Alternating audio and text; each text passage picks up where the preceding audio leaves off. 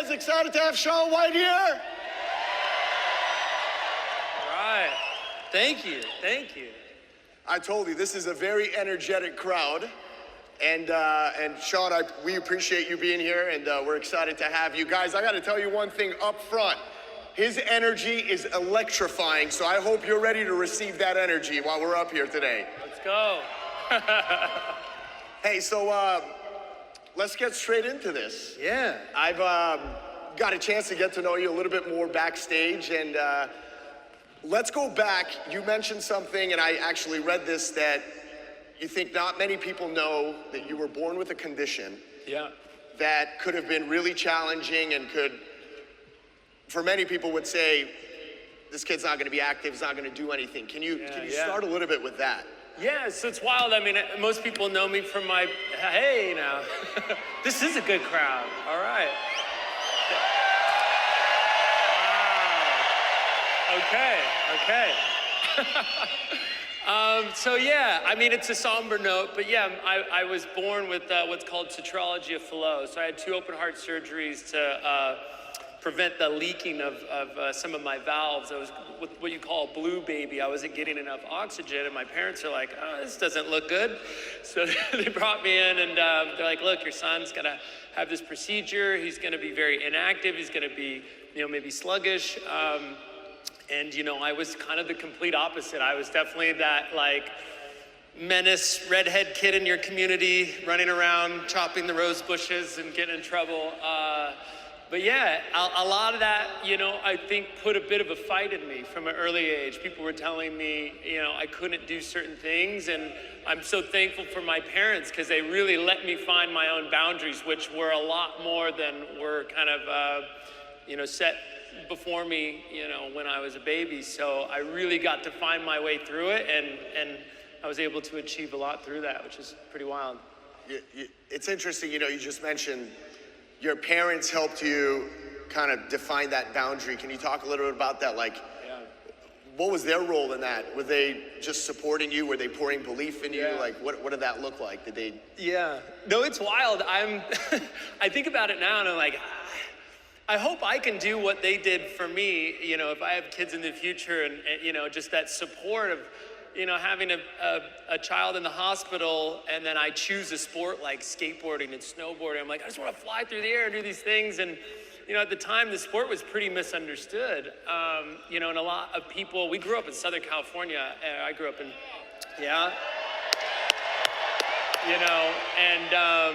so people surfed, people played soccer, it was an active community, but people didn't really fully understand snowboarding. So as far as they were concerned, we were risking our lives every weekend, and how could you let your cardiac kid do these crazy sports and all this stuff? And so, they really believed in me, and just, saw that I truly loved the sport, and just kind of let me go, which was pretty crazy at the time. That's awesome. Yeah.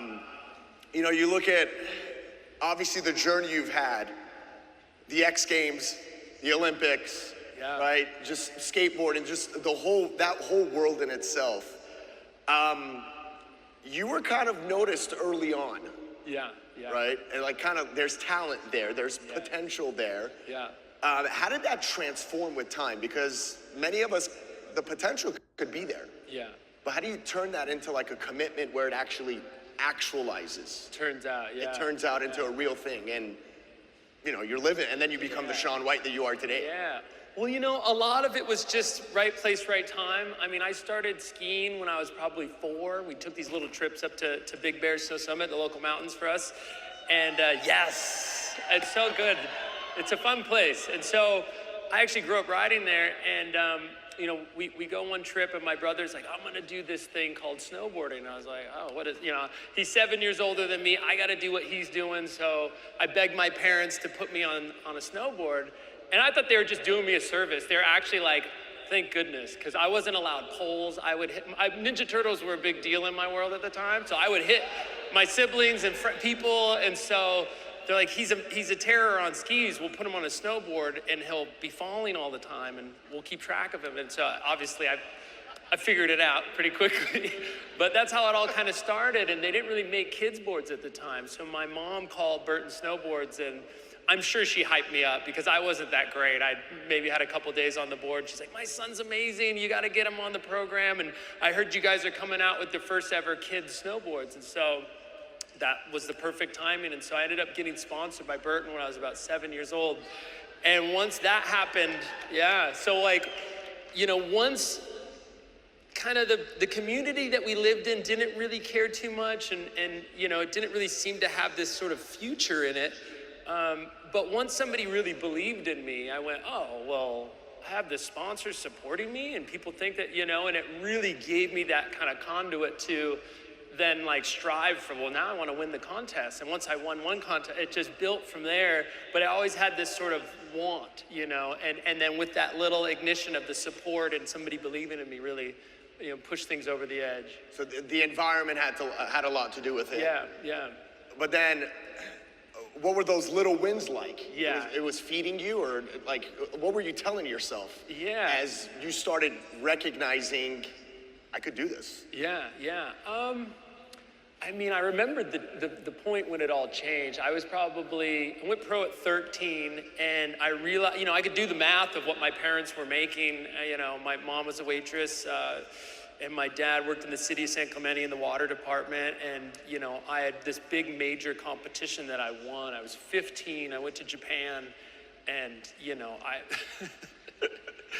my mom convinced me they don't use forks. They only have chopsticks. So I was in my room just like training, like getting ready for my trip. But anyways, I get all the way there. I wasn't one of the like premier invited riders, so I was, you know, I was just like a guest, you know, kind of the sub in. And a lot of the guys got per diem to show up, these things. It's Japan, they're in Tokyo having a good time. And, you know, they went out, had some fun, and it was noticeable. And the next day, they got together and were like, we should all just split the money. We don't want to ride. We're just going to put on a demo. And I remember sitting there like, man, I like paid my way here and there's this and that. I mean, like doing the math and all this. I was like, I don't even know if that's going to cover the trip to get out here.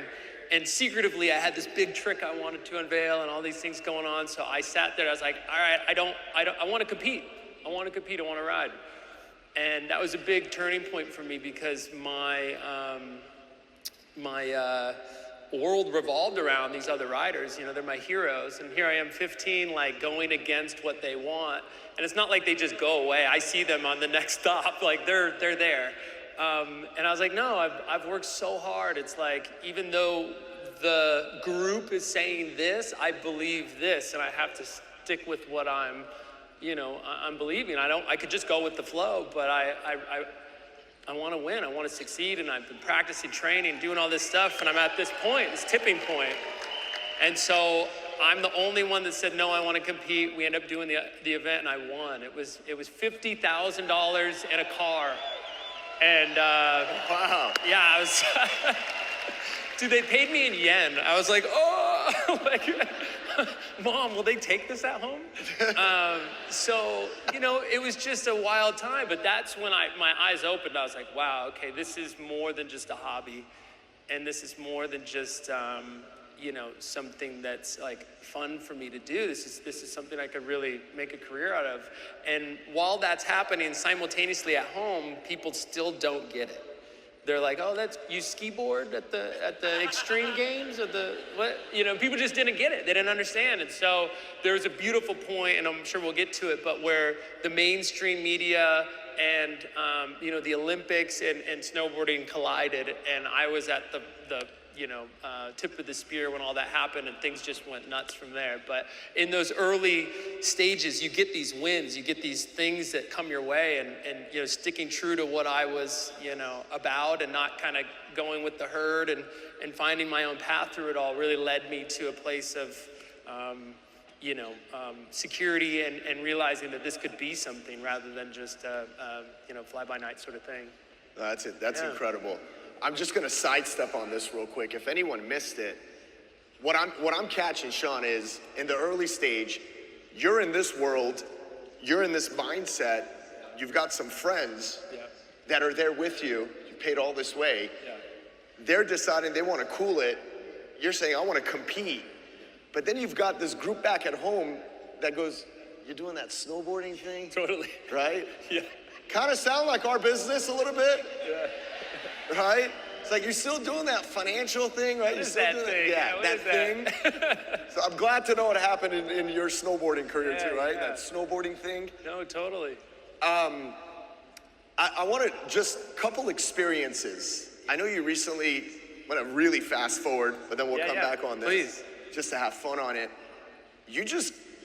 Didn't you just carry the Olympic torch? I did, yeah. I was asked to carry the torch in Paris, so yeah. That's a big deal. You know, I remember getting the phone call like, hey, would you run the torch tomorrow? And I'm like, yeah, sure. And, you know what I mean? Didn't really think about it because I was there to do this big announcement. And I'm sure it's something we'll talk about, but the announcement. But yeah, I show up, they put me in the gear, and all of a sudden, you know, once the Olympic outfit comes on, you start feeling that spirit. And I was like, oh, and now I'm running the torch. It was incredible. I would be lying to say I didn't get incredibly emotional after it. It was such an honor, such a privilege, and to feel that Olympic spirit in that way is so cool. And yeah, I was honored. I was really honored. So, yeah. But it's funny how Instagram works, because I posted about it on my way home, and they're like, aren't you supposed to be running the torch right now? Like, you know, the guy on the plane's like, I thought you were, okay. Anyways. No, it has to be an experience in itself, right? Yeah. So, as we're on experiences, you've done a bunch of Olympics, Yeah. right? What was the most pivotal Olympic that you competed in? Yeah. And then I'm gonna ask you for what was like your funniest story in the Olympics that you've had. So. Okay. I mean, you gotta, the first Olympics, I think it really jumps out. Obviously, it was, you know, the first time you ever do something, it's so monumental, and so it just leaves that impression. And, you know, I remember I was about 15 years old. I was trying out for the 2002 Salt Lake Games, and I'm in first place.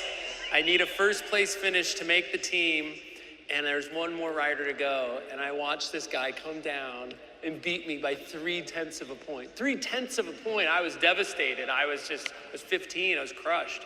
And so, you know, and we'll talk about these patterns that happen in life, but from that came the repercussion, the cause and effect, and I was just so fired up for that next Olympics. I was 19 years old, and I was just on a mission. And I'd won every single contest leading into the Olympics. And I remember getting there, and I'm feeling myself. Everything's going my way. I drop in for my first qualifying run, and I fall. I'm like, oh, it's all good. You know, I'm so confident. It wasn't until I saw my brother. He's just like, oh, what'd you do? You got one more chance to, and then it started to sink in, like, oh my God, what if I hit a snow chunk? Or what if there's a bird, or like, you know, whatever, some freak thing that happens that causes me from doing well. And anyway, so I'm fighting for my life now at this point. I do the qualifying run. I get kind of reshuffled into the next pack of riders for finals, and I'm dropping in the middle, which was really special because I didn't have to wait till the end. I was warm, I was ready to go, and I knew my finals run better than I knew the qualifying run. I drop in, I have this incredible run, I get to the bottom, you know, I'm holding back the celebration, but I'm feeling really good about things. I'm at the top of the half pipe, and they run it reverse order now, so I'm dropping in last with the first place finish from the first round. And I'm standing there, rider after rider's going. No one's beating my score. Somebody's falling. The next. Finally, the person before me drops in and they fall. I just won the Olympics. I'm at the top. My legs are shaking. And I'm like, okay, I gotta do one more run, you know? And they call it the victory lap. So I drop in. I do some big airs. I spray the crowd with snow. And anyways, I get to the bottom, and I'll never forget this. You know, they put your whole family in the front there, which is such an awesome thing that they do. But I come sliding up to the family, and everyone's crying. No one had really cried at a competition before this. You know when dad's crying, it's something happened. It's emotional. Dad's crying. I'm like, are you good, bro? Like, what's up? He's like, I just love you, man. You know, and you know, my mom hugged me, and she's like, you did it, you know? And she could see by my face, she's like, you don't get it, do you? You don't get it. And I was like, well, what do you? She's like, you just won the Olympics. You will forever be known as Shaun White, the Olympic gold medalist. That title will follow you the rest of your life. And I get chills talking about it, yeah. So, you know, and so I was kind of known in the world of snowboarding. X Games was on its way up, and the Olympics, you know, was really exploding at this point, and my world was never the same. I mean, I remember coming home, and it was just like, I had long red hair. I was pretty recognizable, but I couldn't walk through the airport without, like, you know, someone would break into that slow clap from the movie. And I'm standing there in JFK, like, you know, like, what do? You just throw the, but it was incredible, you know, and to get that kind of recognition for my sport was also a really big deal, because mind you, at this point, for the majority of my career, people didn't really care or said I was throwing my life away, and I'd done it, you know. So that Olympics to me was just such a turning point for my life, my career, everything, yeah.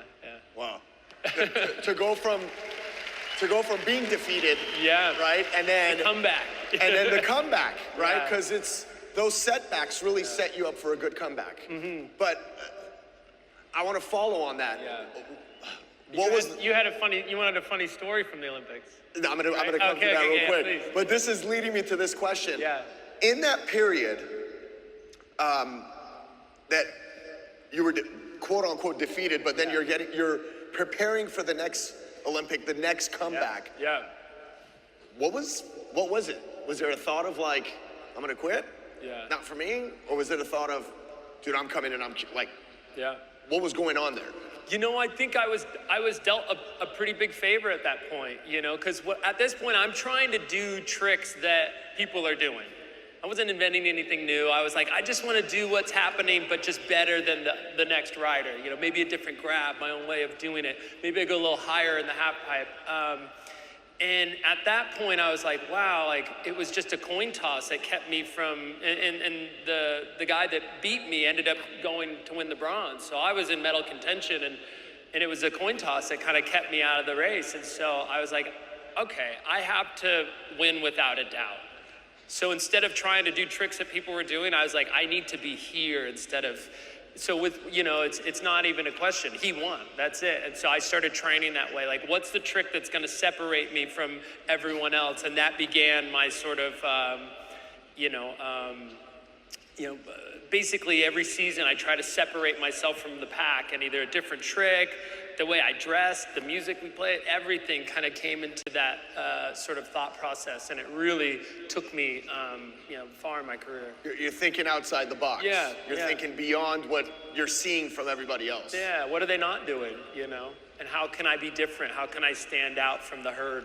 Yeah. That's awesome. Yeah. All right, give us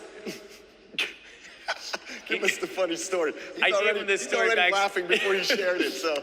I gave him this story backstage because you watch the Olympics and you're like, these guys, they got it together, right? They're real professionals. I was like, it's a little more loose than you would think. So the morning of the Olympics was Korea 2018 in Pyeongchang, and everybody's like, what did you eat the morning of? And I was like, if I have to recall, it was chocolate cake.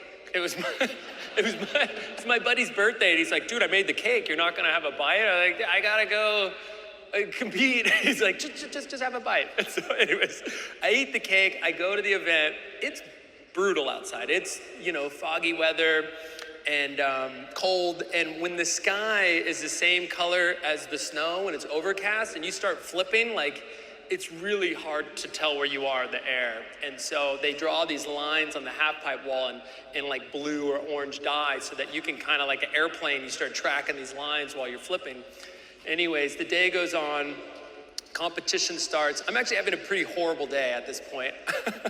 Ask my coach at this time, who, mind you, fun fact, the guy that beat me in 2015 by 0.3 of a point, JJ Thomas, now is my coach at this Olympics. So that's full circle of life, if I tell you.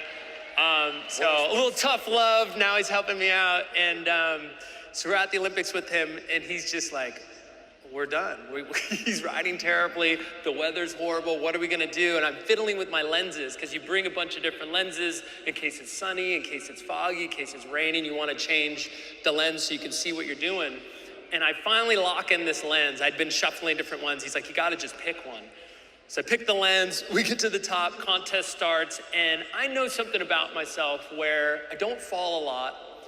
And so I'm thinking to myself, perfect. Like, when the time comes, I'm gonna put it down, because I'd been falling all practice. I was like, no, we're just gonna do it when it counts.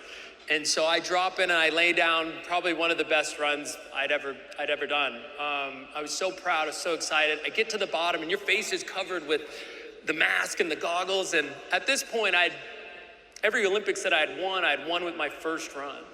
And I got the victory lap. That happened in Torino, then again in Vancouver, and here we go. I'm at this Olympics, and I put down this amazing run. The score comes in, I'm losing it, and I'm so pumped up. I like pull my helmet off and my goggles, I want air, and I throw my helmet. And I'm watching it go through the sky, and I was like, that's my only helmet. And so I look at the camera guy, and I'm like, yo, like, I need that back. And he's like, so the thing comes back, I get the helmet, thank goodness all the foam's still in there, it's intact, but the goggles, mind you, this finally got the lens I like, is in shambles, it's got snow all over it. And so I'm like, I don't have a backup, what do? I see a guy in the crowd, and I'm like, yo, like, I need your goggles. And he kind of, this has happened. He gave me this like puzzled look, like, what? And I'm like, I was like, I need your goggles for America. Like, you should have seen his face. He was just like, do it for your country. yeah, he was like, let's go, you know? I could have asked for anything. I need that sandwich for America. And you're like, you know, so fast forward, rider drops in, amazingly talented snowboarder named Ayumu Hirano. He beats my score by 1 point. And at this point, I'm like, all right, they're gonna make me do this run that I'd somewhat been dreading, somewhat knew that I had to do. Mind you, if you rewind it a little bit, I was training in New Zealand and I was learning this new trick and everything went wrong. I clipped the top of the half pipe, I landed at the bottom. Mind you, the wall itself is 22 feet tall, so I bounced all the way to the bottom, and unfortunately my face caught my fall. I had 62 stitches, I bit through my tongue, cut my forehead, split my whole lip open, and I had pulmonary contusion, so I had to sit in the hospital because I was grounded. I couldn't fly home with all the blood in my lungs. So I'm just like, from the best day to the worst day. And at this point, I'd made a promise to myself, like, all right, I'm gonna step back out on the snow, which is in some small way willing to let what happened to me happen again. It's a small calculation, or percentage, but it could happen. And I made a promise, I'll never do this trick again until the conditions are perfect, because I tried to force it and it wasn't right. And so qualifying for the Olympics happens. Every step of the way, these acts of God would have, like, we show up and a blizzard comes in, I can't train and learn the trick. We fly to Canada, the machine that cuts the half pipe broke, the part's back ordered. Get back on the plane, fly over to Mammoth, the blizzard comes in, the rain, all these things kept happening. And so fast forward, I'm at the Olympics, I was like, all right, well, it's now or never. So I hadn't done that run until I got to the Olympics. And, you know, talk to anybody about, you know, wanting to practice a routine and really lock it in. And so there I am, I'm at the top of the half pipe, there's one more run to go. I'm the last rider to drop in, and I gotta do this run I've never done before with the trick that put me in the hospital. And I'm just like, okay, like, you know, and there's something I know about myself in those situations is things turn from I want to I have to. You know? And when you're able to change that seed of doubt of like, oh, this would be great if this happened, or I'm doing this to, I mean, Tony Robbins says, burn the life rafts. Like, this is it. This is what we're doing. It really, I feel like, improves the odds of the outcome if you're fully committed. And so I remember taking a moment to think of all the horrible outcomes that could happen as I'm walking up to the start gate, and then this thought popped in my head. I was like, you can learn to live with second place, because that's what I was still in. and there's nothing to it. It's a medal. You medaled at the Olympics. It's amazing. But you don't have to. You can turn it around right now. What if you just stuck this run and won it? And that thought just started spiraling. And then I'm sitting there at the top and like, I hope they send me, like, you know, and you know, in life there's these things like the jersey I was wearing was orange, which is the same colors as the banners running down the half pipe wall. And there's a flag blowing, big US flag blowing. Obviously it's there to support the countries competing, you know, but the nations competing, but the flag's down because it's showing if it's windy or not. And I'm just like, oh my goodness, the sun had kind of parted a little. I was like, I hope they send me. And they're like, all right, rider ready. And I remember high-fiving JJ at the top going, and I'm making my way through this run, and I'm feeling the first trick go through, and here it is, it's on the second wall. I throw this trick, I'm holding on for dear life. I come around, and there it is, I land it. And just like anybody that feels like a rally in a you know, ping pong, anything, you feel that second wind, that momentum shifting your way. And I'm like, I just gotta land this run. And so I keep making my way through the half pipe. It's really funny, if you watch the footage, you can see, it's so cold out, you can see me having like a jump and then I breathe. So it's like a puff of air being released. And every hit, there's a little exhale that I'm doing, except the last hit.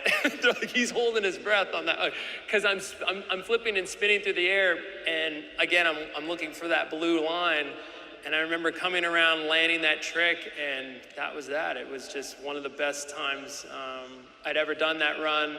First time I ever done that run, but yeah. So, bro, it's a wild story, but yeah. Bro, I'm not even the one doing it, and I have anxiety from it. Just the adrenaline of it, right? Yeah, it was intense. Going through that. Kept checking the scoreboard, like, did I really do it? And then for after that, I kept having these nightmares that like the camera wasn't rolling, and they're like, dude, could you just do it again? And I'm like, How much, Shaun, how much practice time? Yeah. Because how long's a run? An average run? A run's about 5 to 6 hits in the half pipe, they call it, so jumps. But yeah, a minute, 2 minutes. A minute, 2 minutes. Yeah. Okay, 5 to 6 jumps, 5 to 6 hits. How much training is going in just for that 1 to 2 minutes? Yeah. I mean, quite a bit. I mean, that's what's so wild about sports is you think about how much time and effort went into getting me to this place and this specific moment for maybe a couple hours for that competition. And that's gonna set the tone for the next, you know, 4 years of my life, whether I'm going back to the next Olympics, win or lose, it all just kind of lands on this moment in time. So yeah, so much effort goes in behind the scenes to be, you know, locked and loaded and ready to go in that moment. You want to really build the training to get to that point, the tricks, everything so you can peak at that specific moment. But yeah, it's pretty intense how it all boils down to this, you know, moment in time. Does the preparation start like when you get back from that Olympics and go, all right, the next one, 4 years, yeah, let's go? Mine's a little mixed. You know, I think the amazing part about competing for so long is you just learn what works for you. So I realized that like after that Olympics when I was 19, I went right back into snowboarding head on that next season, and it just, everything didn't have that glow, you know? The Olympics was such a big event and the world was watching. It was like, how does this little, you know, half pipe contest at the local resort stack up to that? So I had a bit of trouble. And so I realized that I needed to take about a season after the Olympics off to just kind of like let the dust settle and then formulate the plan and get back to it. So at this point I knew, I was like, okay, I need to chill out. I need to have a moment for myself and then like fire it back up. But yeah, it's always kind of like an interesting thing, the way you learn what works for you and what doesn't. And you know, the mistakes in life, they're real teachers. I mean, there's so many things to say about that. You know, when you're making mistakes, and I'm coining this from somebody else, but so many people's problem is that they think they shouldn't have problems. You know, the problems are there for you. You're gonna solve this. You're gonna grow as a person. You grow from the hard times, not the good times. And I know it sounds, you know, like a bumper sticker or something, but you know, you're really put to the test. So like, you know, picture me in the hospital with my face split open, and the doctor comes in, he's like, we've been on the call too long. You're gonna have to just hold the face overnight, and we'll come catch you. We'll stitch you up in the morning. And somebody steps in, and they're like, look at the bright side. You're gonna learn a lesson. Like, I've been like, get out of here, you know, like. But there is something to be learned from that. There are lessons to be learned from so many of these things. You know, not making the Olympics when I was 15. I was injured early on when I was 16. 17 actually, I hurt my knee. All these little things in life kind of led back to, I was challenged, and then I learned or grew in some way, and then was able to succeed after that. So it's always an interesting thing to look, I guess hindsight, to look back through my career and realize that after every sort of tough time I had through, you know, some path of growth, or like, you know, gosh, if that would have never happened, then I would have never have been able to do this. So now when the problems kind of come my way, I'm so like, oh, okay, well, what is this new challenge, and what's this teaching me right now? What am I supposed to do that's different, or how can I pivot? What's gonna help? And that's something that's really bled over into the business life that I've started for myself and other things. But yeah, it's wild. It reminds me of something that Ed says, that things don't happen to you, they happen for you. Of course, yeah. Right? Well said. And it's so true, but I think it takes a level of awareness, right? And control and self-reflection to be able to look at those situations like that and be like, all right, this is not the end of the world, right? And I'm gonna get better out of this, and something's gonna come good from this. So I'm really connecting to that, which I hope all of us are really connecting to that right there, because that's the story of also entrepreneurship, right? Yeah, of course, yeah. So I'm gonna sidestep a little bit. Yeah. You're not just a champ at snowboarding, you killed it in skateboarding. Here comes this snowboarder with a totally different style in skateboarding. But I read this thing that when you were younger, you looked up to Tony Hawk, but you were intimidated or, you know, reserved to kind of approach him. So you would do things that will like catch his eye, and then how did that relationship eventually, I want you can share it. But what was his influence in that side of the career for you?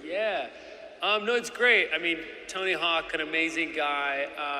I grew up in like San Diego, I say San Diego, but it's more like Del Mar area. Anybody here? And so, Those are all your SC and that's my people, right. And so, you know, we would see Tony at like the grocery store, so it wasn't, you know, that big of a deal, but I was like, he's, you know, it was like having a superhero land in your bonds, or whatever. And so I remember they opened up the Encinitas YMCA skate park, and Tony would skate there. And I remember seeing him, and again, at this point, I'm such a fan of him. He's such a big star. And I was just terrified to talk to him. So it's like, if I just skate really well, maybe he'll talk to me. And so he shows up, and I just start throwing down all my hardest tricks. And we joke about it now because the same thing happens now as an adult. He shows up, I'm like, oh, Dad's here. I gotta like, I'm like, the Birdman's here. I gotta do, it triggers something. But no, it was amazing. And so he came up and said hi to me, said, hey, I'm doing this big skateboard demo nearby. Would you like to join? I'm like, well, I gotta ask my mom. I'm like, okay. so, you know, he invites me to this thing, and I remember going to his house, and my mom would always make me do this stuff. She's like, all right, there it is. That's the house. Like, get out, go walk up to it. So I'm like up there ringing the doorbell. This big gate opens, and I go in the house, and this is the first time I'd ever seen like a television in a car. It was like the headrest had a TV screen in it, and he's like, yeah, you want to play PlayStation? As we're driving to the demo, big vert demo we were doing. And I'm like, for sure. Oh my God, this is my dream. I'm hanging with Tony in his car playing PlayStation. I remember picking up the controller, and I was like, what is that? It was just covered in jelly. I was just like, oh my God, this guy's a dad. You know, I realized he's a full family man, you know, and it was really cool to see, you know, somebody that was such a big star in my eyes be humanized in that way. Like, oh, he's such a family man. He's such a great guy.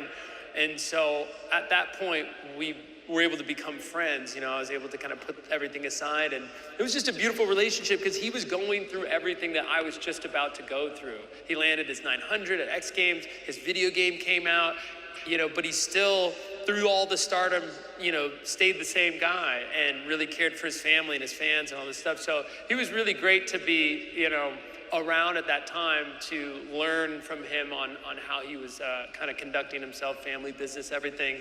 And then when it happened to me, I was like, oh wow, like I kind of had, somebody to really learn from at that point. So. Because again, I want to relate it to our business. Yeah. We come to an event like this, and there's all these stars sitting in the front, right? That are, let's say, the Tony Hawks in our business. Yeah. And you made it an intention, right, for him to notice you. Mm-hmm. And it's like nobody picked you picked yourself, right? And then he identified Shaun. Yeah. And then that relationship of, it wasn't just skateboarding. Yeah. You got to know the real Tony and see how he lives and family, and see that side. And some of us feel like that with our mentors in the business. Yeah. Right? And that's how important that relationship is, because it's a lot more than just on our end on a business aspect or a skateboarding aspect. Yeah. And I was telling you backstage, one of the coolest things happened. And it's so cool to have somebody that's in your sphere to learn from and to emulate their career or go toward their career. But I remember doing an interview with Tony, and the interview was like, so Tony, what do you think about Shaun being the next Tony Hawk? And he was just like, that sounds awful. And I remember being like, what? Like, I know what the interviewer was saying. Hey, what do you think about Shaun, having the level of success that you've had? But what he was saying to, obviously, the interviewer, but to me at the time was like, that sounds awful. You need to be Shaun White. You need to find your own path. Like, this is the cap that I've got now, and you need to find your own way. That really affected me, yeah. So. Totally. Great guy. Let's you mentioned something earlier on the Tony moment, but it's an era thing. Yeah. That there were opportunities in your era for you that there wasn't in his era. Yeah. Can you kind of touch on that a little bit, dive a little deeper in that? No, it's wild when you follow Tony's career and kind of know what happened. I mean, skateboarding blew up, and then all of a sudden it was considered like a trend, and then it went out. It was like, here today, gone tomorrow, and he truly loved the sport and stuck with it until all of a sudden, boom, it blew up again, and he was Tony Hawk. But for me, I feel like he was obviously the generation before that kind of opened the door to all these new opportunities. I mean, he was the first skateboarder or action sports star to be, a household name on television. I had a video game, like people knew Tony Hawk, and that was the first of its kind, and that really got people excited about sports and things, and so he kind of opened that door, and then I was able to take that to that next place. And you talk about the Olympics and these things. I mean, skateboarding just made it in the Olympics. This will be its second appearance ever at the Paris Games. And so these young athletes that have been training their whole lives and wanting that recognition and wanting that world stage to perform on will finally have that. It's so special. It's so amazing. But yeah, I mean, Tony never really had that opportunity. And so it's wild to see the generational change, and I'm so thrilled to see what's next for the youth coming behind me, see where they take it, but yeah. You seized an opportunity and a timing, right? And I was sharing with you backstage how very similar to your experience in that is the same for us. Like, we had a major announcement made today. Okay. And at this event that, our co-founders and people that have been in the business for 25, 30 years, they didn't have the opportunity that all of us in here have now with the ownership and our stock program that we just got announced, right? That's huge. Awesome. That's huge. Awesome.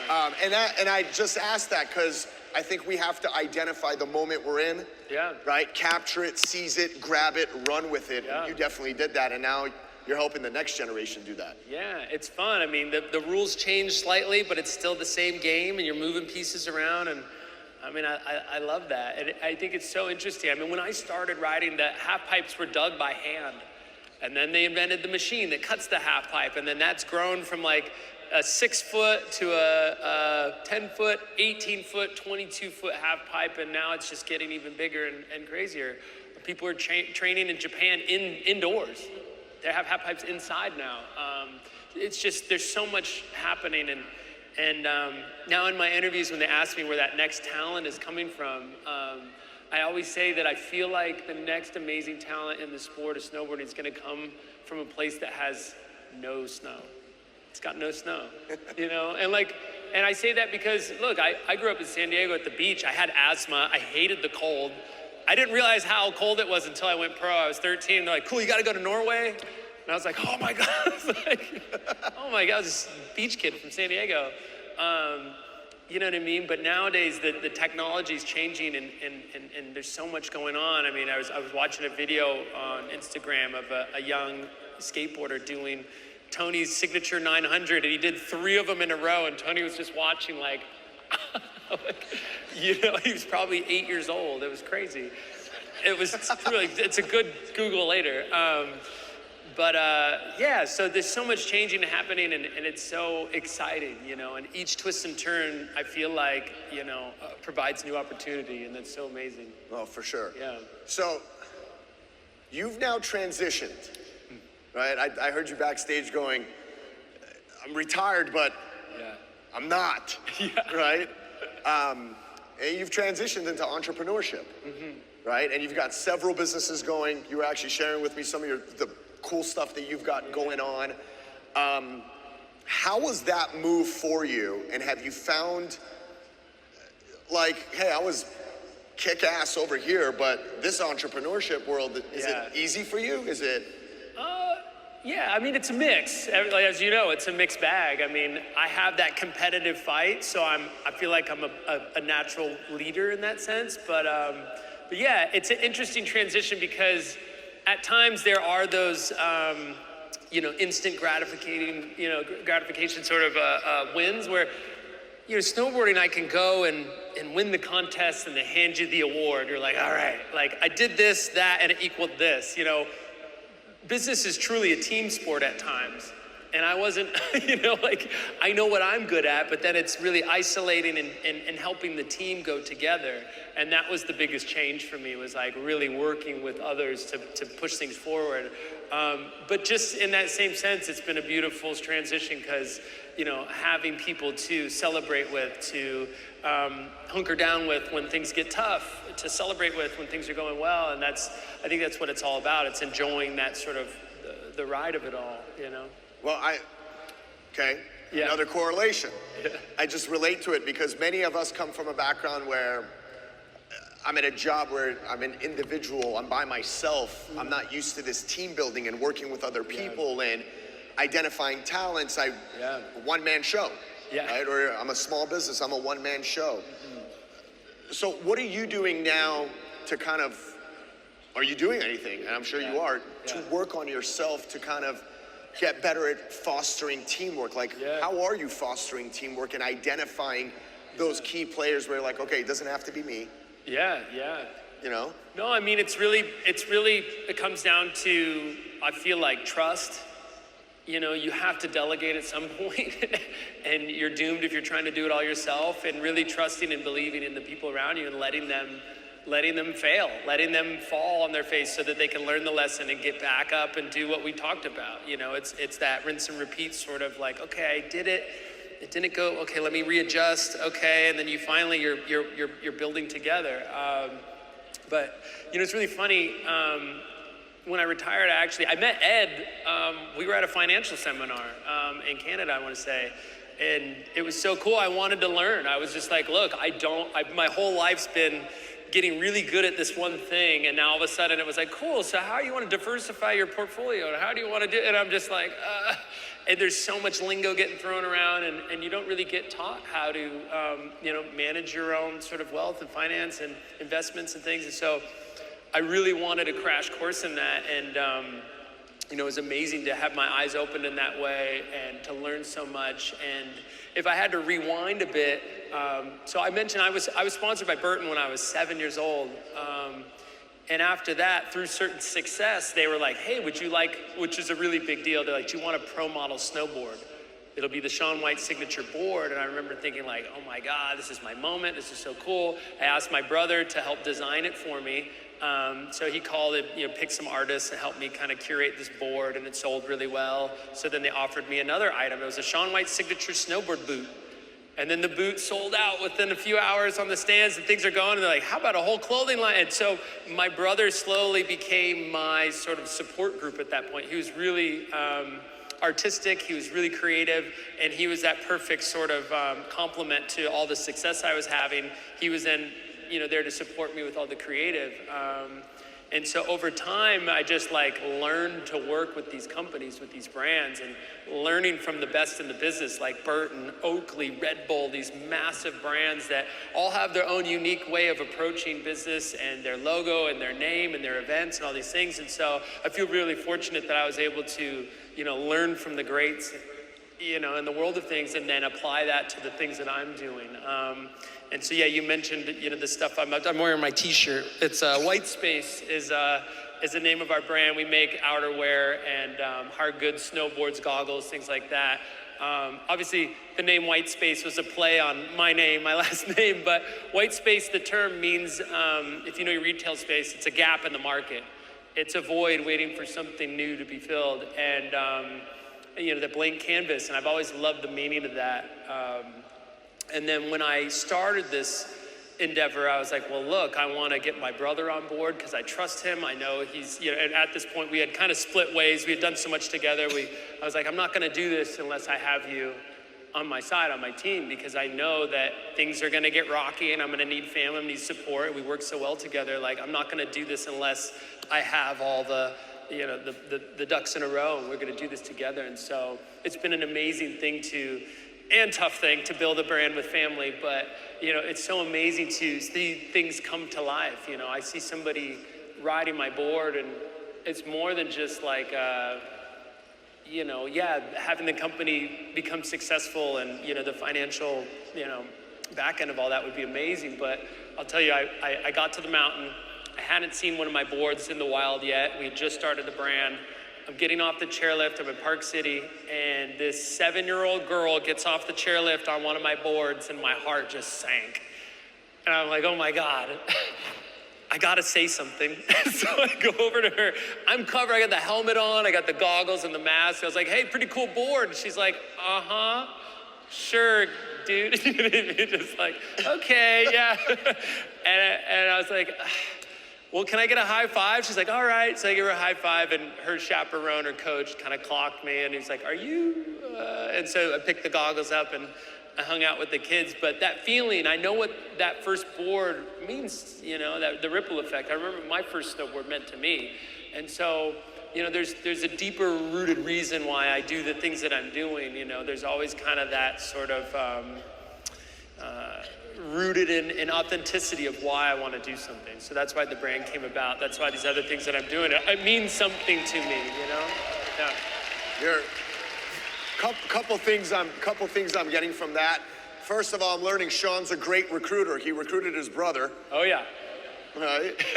Totally.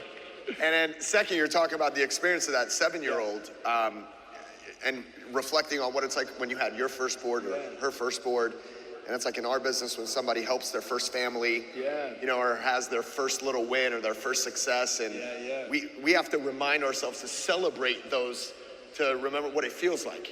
Might not be big to us anymore, but it's big to them, you know? Sure, yeah. So I'm sure you have frustrating moments in business now. Oh yeah. As I'm sure you did in competing. What do those quiet moments look like? What does it look like when people don't see Shaun White out in the public, or, you know, on TV or on YouTube or on social media, and Shaun's in his head frustrated? Maybe something's not going the way you want it to go. Because I'm sure it doesn't always go the way you want it to go, does it? Yeah, no. No, it's a great question. I mean, I'll admit I'm a competitor through and through. Like I could win a major event and then lose to you in cards later, and I'd be very upset. Just as upset if I lost the event. It's something that is my best quality, and I think my worst quality at times. It's hard to turn off, and as I've learned in time that approaching life in a win or lose situation doesn't really apply to things, relationships, families, business. There's an ebb and flow of it all, and you have to learn to kind of go with it. And things aren't going to go the right way. We had board shipments get lost, the factories. We hear in the news that the shipping got rerouted, like all this crazy stuff happening, and it's our first season. It's those moments when something goes south, and then again, just like the snowboarding thing, it was like, well, what am I learning from this? Like, we can't have this happen again. We can't be late to our distributors for the boards. We got to make sure that, maybe this other factory can handle and you start calling around, and as one, problem happens, all of a sudden a new door opens up, and it's like, oh wow, we found this new amazing factory that makes the boards actually less expensive than the other factory. The shipping's on time, the quality's better. I rode the boards. And so you can, one thing that seemed like the end of the world, oh my gosh, people are sending back the boards, the orders are mixed up. What are we doing? I'm yelling at my brother. And the next moment we're like, wow, well that nightmare turned into this amazing, beautiful thing. And we're learning and growing from that. So I took a step back to take a leap forward. And so now when the problems are coming my way, I'm just kind of like, we just take a beat, and you really focus in on what you want to do and what's the mission. And I think you hit it on the head. It's celebrating those things, those little wins. I always say that my season for snowboarding, I would always goal set. I mean, goals are an amazing thing. It's a powerful thing. And my goals were always you have your big goal, and then I had 4 or 5 little goals on the way, and that actually led toward that big goal. So I could feel like I'm celebrating. I hit that milestone. This is great. I'm feeling the momentum. And so I'd always have something that was, big, but then the little goals were kind of funny at the times. One was I was turning 16, so I was getting my driver's license. And so I knew these, I picked out every competition that was giving a car as the prize. I was like, all right, the goal is how many cars can I win? And I got it. And so I ended up, but by winning the cars meant that I won the overall series and the tour and everything, which was the big goal. But every single time, and the Suzuki Sidekick and the Jeep, it was not the best cars at times, but I was so thrilled to have those things coming my way, and being able to slowly feel these accomplishments and move forward really, helped me. And I started kind of recycling that pattern again in business. It's like these little wins, these things, seeing the girl on the board, getting a new account, getting these things. And I think it's celebrating those things. Yeah, because it's not really that finish line. If you're really on this journey of what you want to do, it should be felt inside, and you're just kind of going toward that end goal, whether it's a finish line or not. You're just still running, and then it doesn't really put a cap on how far you can go. You're like, gosh, this is bigger than I ever thought it could be, and we're still going. So I think that's been a thing that I try to carry from my sports world over to my business world. But I say I'm still fresh off the, off the snowboard, and things are new. So obviously talking to Ed, talking to people, it's an amazing learning opportunity for me every single time I do an event like this, or I'm meeting these incredible people that have done it before me and learning from them. I'm definitely like an open book. I'm a sponge to what's going on, and it's been amazing. It's interesting how success principles don't change. Right? Mm-hmm. Like you're talking about goals, like you had it in snowboard, you had it when you're an athlete, then now you're doing it in business, and then little goals that build up to that. Yeah. And I'm thinking of our business, all of us have big goals coming out, but then we got to hit those little goals, right? Those milestones, stepping stones along the way. Yeah. And then internalize it and feel it. Yeah. I love what you said, celebrate it for a moment, but then move on. Yeah. Yeah. We talked, you just launched something really big. Yeah. Right? And what I'm getting, and obviously you're going to share on it, but the reason why I'm asking about your league, Yeah. Like you've just launched a league, and to me, that's huge. That's like someone coming saying, I'm starting my own NBA type, right? Let's say, at that magnitude. Yeah. But it takes somebody with vision. There's gotta be an intention. Yeah. There's gotta be some purpose behind you doing what you're doing. I mean, can you talk a little bit about that? Yeah, no, it's amazing. I'm so thrilled to talk about it. So in the sport of snowboarding, for the longest time, there's always just kind of been these events. So X Games would happen, and then there'd be the US Open, and even Mountain Dew had their own event. I'm talking about Mountain Dew, baby. So some people will get that later. Few. So, you know, nothing really had a common thread. And so when you're an athlete, you're trying to like, well, my sponsors want me to go to this one because it's got the most broadcasts, the most eyeballs on it. But this one's got the biggest prize money. But this one actually gets me points to go to the Olympics, so you're kind of torn through the season, and it's incredibly confusing. And so I remember having this breakout year. Obviously, I had a big moment when I was 19, but it also happened when I was 16. I had an undefeated season. I pretty much won everything that I entered, from jumps to rails, half pipe, everything. And I got to the end of the season, and they were like, amazing accomplishment. You know, you should be so proud. But how does it feel to not be the world champion? And I was like, what? Like, what did I not do that didn't earn me that title, you know? And at that moment, you know, you realize this big disconnect within the sport. And so since retirement, I've been working with some amazing investors, amazing people, a great team that I've built around myself, and we're creating what's called the Snow League. So we're gonna be a multiple stop tour that's gonna highlight snowboarding and skiing on that premier level. Yeah, thank you. Yeah. Yeah. I mean, it takes vision to do that. Yeah. Right? And I'm sure that you identified a problem. Yeah. And then you said, I'm gonna come up with a solution. Yeah. Yeah. Right? And there's a gap, there's a void, and I'm gonna fill that in. Well, yeah, I mean, look at the kind of stories I've told you. I mean, so they came out with an announcement. There's a snowboarder, amazingly talented guy, Australian rider, that basically dominated. He won every single event in this series all year, and they came out with this big announcement that he made about 40,000 euro for winning everything, every single event, the entire season. I was like, that's such a crime. Look at what this guy did. I mean, the tricks, the scale, the amazing things he was doing. Like, you know, and at a young age, I realized that if I was gonna have a future later on, you know, it was all calculated. I was like, wow, I can't make the money on the field of play.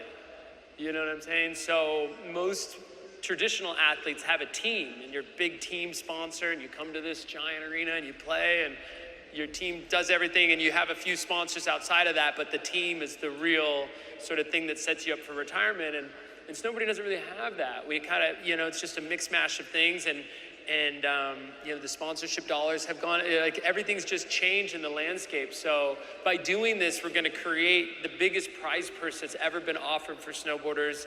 When I was a kid, I couldn't get insurance. Nobody was gonna, like, I was like, hey, I'm here to get insurance for, what do you do? Oh, extreme sports, click, you know what I mean? Like, you know, and so that's why I became a company, you know, in the state of California when I was, you know, growing up, you can't be denied insurance through a company in California. So we started this thing. My mom was very smart about that, helped me get insurance, all this stuff. So everything's been a grind so far. There needs to be a place for these athletes and the next generation athletes that pays them properly, that puts them on that world circuit and that tour, and you know, just like the Olympics does. And I'm so thrilled to be, you know, the guy doing that, you know. And for me, I feel like what I did in the sport competitively, I'm hoping this rivals or equals that in many ways, and hopefully I can leave the sport in a better place than I found it in. So, yeah. I catch there's a bigger. Thank you. Yeah. I catch there's a bigger cause for you doing it. It's not the money, right? But it's making the sport better, just making it better for all the athletes coming up in it and giving them a better opportunity. Well, the investors would disagree. There's money in it. No, it's amazing. It's one of those things, like, what a beautiful situation to have a great sort of, a business to go toward that is going to help all these athletes, that's so authentic to me, and it's really something I believe in, and I know there's a need for it. And when I called, oh my God, I'm calling these athletes on the phone to tell them about the league, and they're so excited, they're so freaking out. But it's weird because normally I'm a competitor to them, so it's been able to allow me to connect with these athletes on such a different level than always butting heads or winning, losing in these situations. I'm like, look, I've lived the life that you're living for the past 20 something years. Like, I get it. Let me help. I'm here. Let me help you steer the ship to the next stop. So it's really cool. Hey, doesn't that sound like the theme of our convention? Yeah. Right? Bringing everybody together to win as one. Yep. Right? And so powerful. So, Shaun, as we wrap up here. Yeah. Bro, we're up on time already. Oh, wow. I guess I'll finish it with this last thing. What's your next thing you want to, you've got business. Yeah. You've competed. You've got this new journey you're going down on. Yeah. What's the big game? Like, what's the end goal for Shaun White that you see right now that you're moving towards? Well, I gotta say, thank you for having me. It's so much fun to be, talking to amazing people that are excited, energetic, and want to succeed, that want these things in life. And, the big fear is in the word retirement. It's a very ugly word, especially for an athlete, but for me, it just meant that, hey, look, this is something new. It's beginning. Whenever I hear it, it's like, oh no, something new is starting. And, it's such a fear that the wheel will just stop turning. I mean, this is the way I've made a living, gotten certain gratification in my life, fulfillment, all these things. And I'm going to put this aside and hope that there's something on the other side of it. And it's been so amazing. And I feel so blessed and supported by, all the people out there. And so I'm just thankful. And I think, like you said, it's all about community. It's all about kind of pushing forward. And my entire career was about bringing myself to the top of the podium. And I have to say again, it's changed from me to everyone. I'm trying to bring friends, family, the community, the sport, everything in that direction. And it's been amazing. So that's the mission statement for me. And thank you so much for having me. I love it.